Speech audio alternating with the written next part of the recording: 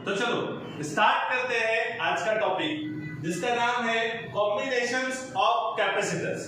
अब कैपेसिटर का यूज हम लोग क्यों करते हैं? कैपेसिटर का यूज होता है एनर्जी को स्टोर करने के लिए। जैसे फैंस के अंदर भी हम लोग कैपेसिटर का यूज करते हैं ताकि हम लोग एनर्जी को क्या कर सके, स्टोर कर सके। हमें पता है फैन को जब स्टार्ट किया जाता है तो उसे एक्सेस टॉर्क की रिक्वायरमेंट होती है क्योंकि उसे घुमाना है हमें, तो एक्सेस टॉर्क लगता है at the time of starting a fan. ठीक है, तो उस समय हमें जो एक्सेस एनर्जी रिक्वायर्ड है वो किसकी तरफ से मिल जाती है भैया?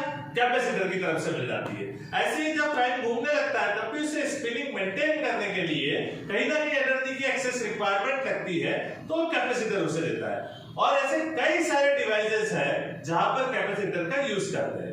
तो होता क्या है, जब हमारे से एक कैपेसिटर में हम लोग सफिशिएंट एनर्जी को स्टोर नहीं कर पाते हैं तो हम लोग एक से ज्यादा कैपेसिटर का यूज करते हैं।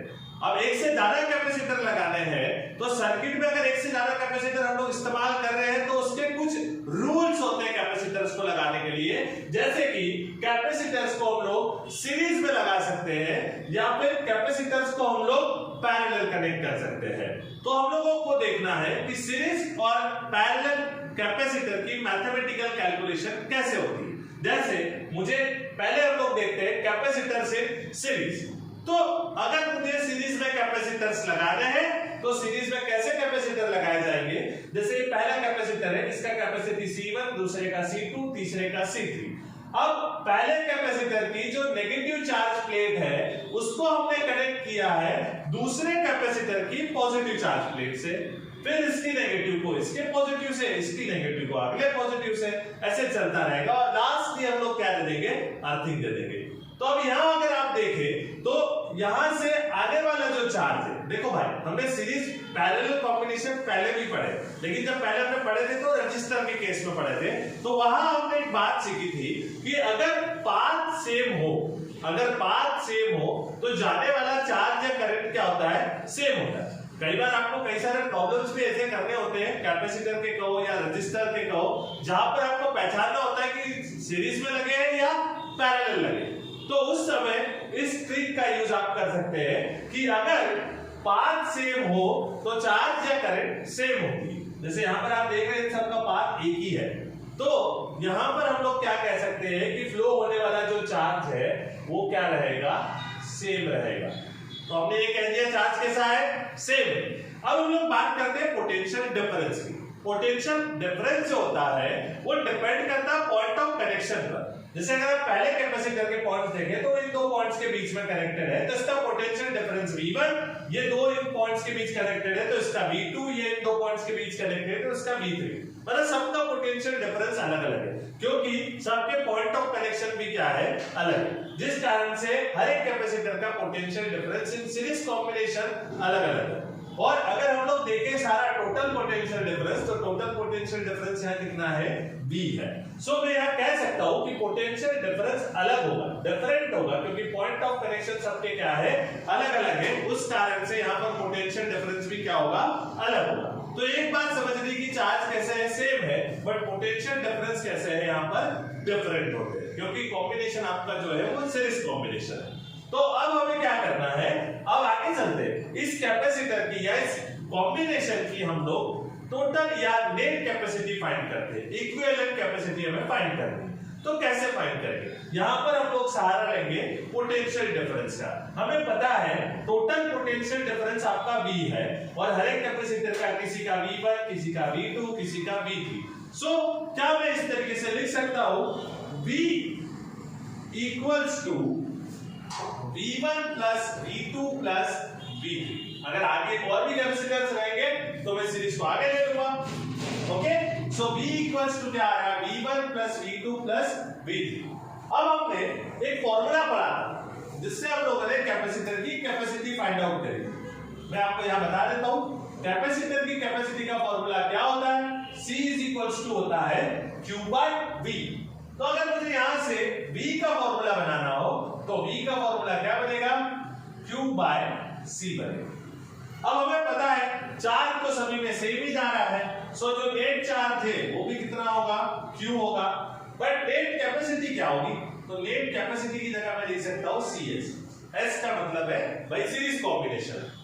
अब अगर मैं देखूं इक्वल टू करके पहले कैपेसिटर के लिए पोटेंशियल देखो, अगर मैं V1 की वैल्यू अगर मैं देखूं तो V1 की वैल्यू कितनी आएगी Q by C1, वैसे ही V2 की कितनी आएगी Q by C2, V3 की कितनी आएगी Q by C3, क्योंकि हम जानते हैं कि चार्जेस सभी के क्या है सेम है, तो यहां से एक कैंसिल आउट हो जाएगा Q Q और रिमेनिंग क्या बचेगा 1 by CS is equivalent with 1 by C1 plus 1 by C2 plus 1 by C3। Okay, तो यहां से हम लोग रिजल्टेंट कैपेसिटी फाइंड आउट कर सकते हैं। अब अगर मान लो यहां पर n नंबर ऑफ कैपेसिटर लगे होते, ये तो भाई 3 लगाए ना, लेकिन जरूरी थोड़ी है कि 3 से हमारा काम बन जाएगा, हो सकता है 3 से ज्यादा भी हमें लगाना पड़ सके, ठीक है। तो जब 3 से ज्यादा लगे हो, जैसे कि मैं मान लेता हूं फॉर n कैपेसिटर्स, अगर मैं किसकी बात कर रहा हूं n कैपेसिटर्स की बात कर रहा हूं, तो n कैपेसिटर्स के केस में क्या हो जाता है, यहां पर जो कैपेसिटी होती है वो कितनी हो जाएगी 1 by C1 plus 1 by C2, ऐसे सो ऑन करके मुझे कहां तक जाना होगा 1 by Cn तक जाना होगा, अगर n कैपेसिटर्स का यूज कर रहा हूं।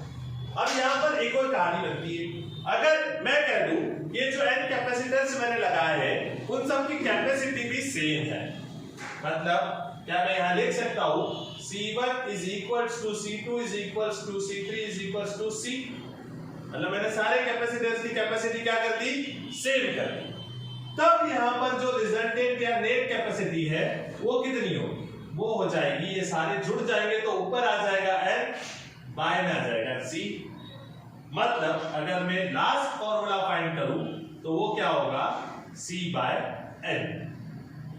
तो अगर कैपेसिटर्स की कैपेसिटी सेम होती है तो आप ये फॉर्मूला यूज कर सकते हो, अगर 2 कैपेसिटर होंगे तो n का वैल्यू 2, अगर 3 होंगे तो n का वैल्यू 3, इस तरीके से हम लोग क्या निकाल सकते हैं n कैपेसिटर्स की कैपेसिटी फाइंड कर सकते हैं। ये बात हुई हमने सीरीज कॉम्बिनेशन की बात करी। अब हम लोग आते हैं कैपेसिटर्स इन पैरेलल।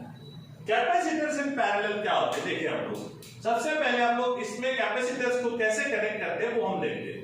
सारे कैपेसिटर्स के पॉजिटिव चार्ज को मैंने एक ही तरफ कनेक्ट किया, मतलब सारी पॉजिटिव प्लेट्स को मैंने एक पॉइंट से कनेक्ट किया और सारे नेगेटिव प्लेट्स को मैंने एक पॉइंट से कनेक्ट किया। जैसे वहां हम लोग एक पॉजिटिव एक नेगेटिव एक पॉजिटिव एक नेगेटिव चल रहे थे, यहां हमें वैसे नहीं चलना, यहां पर हमें सारे पॉजिटिव्स को एक पॉइंट पर कनेक्ट करना है, सारे नेगेटिव्स को एक पॉइंट पर कनेक्ट करना है। ओके, तो हमने देखिए कैसे कनेक्ट किया है। अब यहां पर भी मैं कैपेसिटर्स की कैपेसिटी कंसीडर कर लेता हूं, जैसे इसकी C1 इसका C2 और इसका C3, हर एक कैपेसिटर का कैपेसिटी मैंने अलग अलग तरीके से सेट कर दी। अब आप देखें तो पैरेलल कॉम्बिनेशन की अगर मैं बात करूं तो पैरेलल कॉम्बिनेशन के अंदर पाथ अलग अलग है भैया। अगर यहां से मान लो Q चार्ज आ रहा है तो इसके सामने यहां पर 3 पाथ इसे दिखाई दे रहे हैं, यहां जाता है Q1, यहां जाता है Q2, यहां जाता है Q3, और अगर पाथ होते तो वो इक्वली डिवाइड हो जाता और फिर यहां डिवाइड होने के बाद वापस वो क्या बन जाएगा, यहां से आने के बाद Q बन जाएगा। मतलब अगर देखें पैरेलल कॉम्बिनेशन में चार्ज को देखें तो हर एक कैपेसिटर के पास जो चार्ज है वो सेम नहीं होगा, हर एक कैपेसिटर के पास जो चार्ज है वो डिफरेंट होगा इन पैरेलल कॉम्बिनेशन। वहां हम देख रहे थे पाथ सेम था इसलिए चार्ज सेम, यहां देख रहे पाथ अलग है इसलिए चार्ज अलग है। लेकिन अगर आप देखें सारे जितने भी कैपेसिटर है इन 2 पॉइंट से कनेक्टेड है, A और B के बीच में कनेक्टेड है, तो A और B के बीच में कनेक्टेड है इसलिए इन सबका जो पोटेंशियल डिफरेंस है वो सेम है। मैंने आपको कहा अगर पॉइंट ऑफ कनेक्शन सेम है तो पोटेंशियल डिफरेंस क्या रहता है, सेम रहता है। तो चार्ज यहां पर डिफरेंट होगा बट पोटेंशियल डिफरेंस क्या होगा, सेम होगा।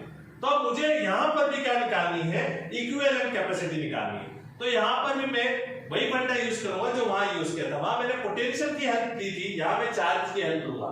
जैसे टोटल चार्ज को मैं क्या लिख सकता हूं, Q1 plus Q2 plus Q3।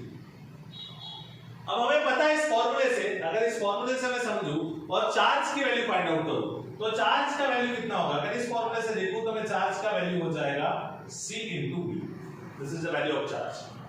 अगर यहां हम देखें तो Q की जगह हम लोग क्या रिप्लेस कर सकते हैं, capacity of parallel combination into potential. यहां क्या हो सकता है C1 into V, यहां क्या हो सकता है C2 into V, ठीक है। और अगर यहां देखें तो यहां क्या होगा C3 into V। अब सारे पोटेंशियल्स को हम लोग यहां क्या कर सकते हैं, कैंसिल कर सकते हैं। तो कैपेसिटी कितनी आती है, Cp equals to C1 plus C2 plus C3। Okay, ये कितने कैपेसिटर्स के लिए कैपेसिटी आई, जब 3 लगे हुए। अगर यहां भी मैं n कैपेसिटर्स लगा लूं, ठीक है, अगर मैं यहां कह दूं फॉर n कैपेसिटर्स, तो n कैपेसिटर्स के लिए यहां कैपेसिटी कितनी बन जाएगी, Cp equals to C1 plus C2 plus C3 plus ऐसे करके मुझे जाना होगा Cn तक। ये हो गया आपका n कैपेसिटर। और जो कहानी यहां थी वो यहां भी बनेगी। अगर सबकी कैपेसिटी सेम हो गई तब क्या होगा, तब इन सबकी कैपेसिटी C अगर हो जाती है तो पैरेलल के हिसाब से Cp इक्वल्स टू हो जाएगा Nc। ओके, तो ये आई आपकी पैरेलल प्लेट की कैपेसिटी, मतलब पैरेलल कॉम्बिनेशन की कैपेसिटी। और इधर हमने देखा सीरीज। इनका बहुत यूज होता है, इनमें बेस्ड क्वेश्चन भी बोर्ड के अंदर पूछे जाते हैं। लेकिन आपको यहां मेन चीज याद रखने वाली क्या है, सीरीज कब है और पैरेलल कब। सीरीज तब होगा जब चार्ज सेम है और पोटेंशियल डिफरेंट है। पैरेलल कब होगा, जब चार्ज डिफरेंट है और पोटेंशियल सेम है। इस चीज को ध्यान में रखना। Thank you.